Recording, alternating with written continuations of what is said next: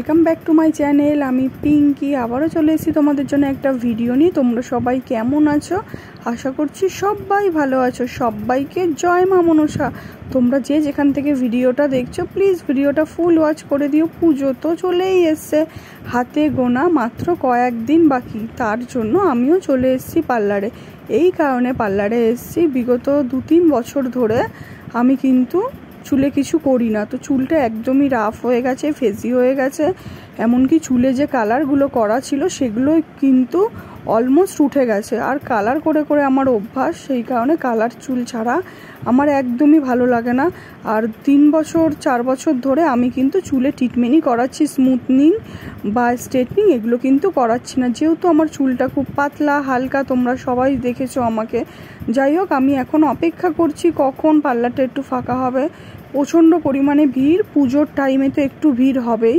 সেই কারণে অ্যাপার্টমেন্ট নিয়েই এসছি। অ্যাপার্টমেন্ট নিয়ে আসার পরেও কিন্তু প্রচণ্ড পরিমাণে ভিড় ছিল। সেই কারণের জন্য এতক্ষণ ধরে বসে রয়েছি, বসে ভাবছি কি করব। তাই তোমাদের সামনে একটু ভিডিও শেয়ার করছি। আর পার্লারে কিন্তু প্রচণ্ড ভিড়, আর এই পার্লারে অফার চলছিল, সেই কারণে আরও এই পার্লারে আসা। আর অফার থাকলে তো সবাই একটু আসবেই, সেই কারণে অপেক্ষা শেষ। এবার আমি বসে পড়েছি চুলে কালার করতে। আর কালার তো করবই, কি কালার করছি পুরো ভিডিওটা দেখো। আশা করি ভিডিওটা তোমাদের খুব ভালো লাগবে। ভিডিওটা ভালো লাগলে একটা লাইক কমেন্ট করে শেয়ার করে যেও। আর কালারটা করে আমাকে কতটা ভালো লাগছে আমি জানি না, তোমরা একটু বলে দিও। কারণ 3-4 বছর পরে আমি চুলে হেয়ার কালার করালাম। এটা গ্লোবার হেয়ার কালার করালাম। ভাবছিলাম হাইলাইট করাবো, তো হাইলাইট করালাম না, গ্লোবালটাই ওরা সাজেস্ট করলো। সেই কারণে আমি গ্লোবালটাই চুজ করলাম। আর দাদার হাতের কাজ কিন্তু খুবই সুন্দর, তোমরা কেউ চাইলে কিন্তু এখান থেকে করাতে পারো। আর একটু কম বাজেটের মধ্যে আমি করিয়েছি। পুজোতে জামা কাপড় কিছু নেব না, সেই কারণের জন্য চুলে কালার করাচ্ছি। ভিডিওটা দেখতে থাকো। সবাইকে অনেক ভালোবাসা।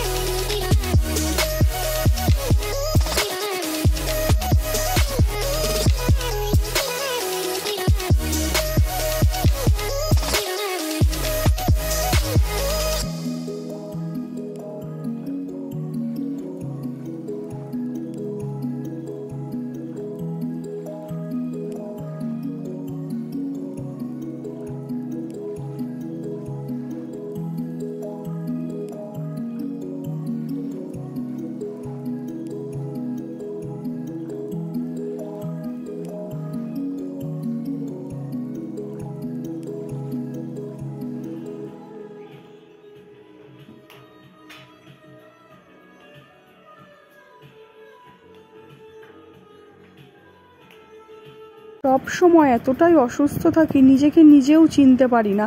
তাই ভাবলাম যে 3-4 বছর না, 2 বছর হয়ে গেছে চুলে কালার করি না। তো ভাবলাম চুলে এবার কালারটাকেই করি, চুলে কালারটা করলে যদি একটু লুকটা চেঞ্জ হয়, সেই কারণেই পার্লারে আসা, সেই হিসাবেই চুলে কালার করা। আর এছাড়া কিন্তু চুলের কাজ ছাড়া কিন্তু আমি কিছুই করব না। আমি ফেসিয়াল কোনোদিনও করিনি আজ অবধি, আর আমি করতেও চাই না, কারণ আমার এমনিতেই সেনসিটিভ স্কিন, আমার মুখে র্যাশের খুব প্রবলেম। আর সেই কারণেই কিন্তু আমি পার্লারে চুলের সার্ভিসটাই সবসময় করাই। এছাড়া আমি আইব্রু থেকে শুরু করে কোনো কিছুই করি না। আইব্রু, তারপরে চুল হেয়ার কাটা, এগুলো কিন্তু আমার বোনই কেটে দেয়, ওই সব পারে করতে। ওই কিন্তু আমাকে সুন্দর করে, যেহেতু আমার নিজের বোন, আর ও তো চাইবেই কোনটা আমার জন্য ভালো হবে, কোনটা ভালো হবে না, সেই কারণে ওর কাছ থেকেই আমি হেয়ার কাট করাই, তারপরে আইব্রু তুলি, এগুলো ওর কাছ থেকেই করি।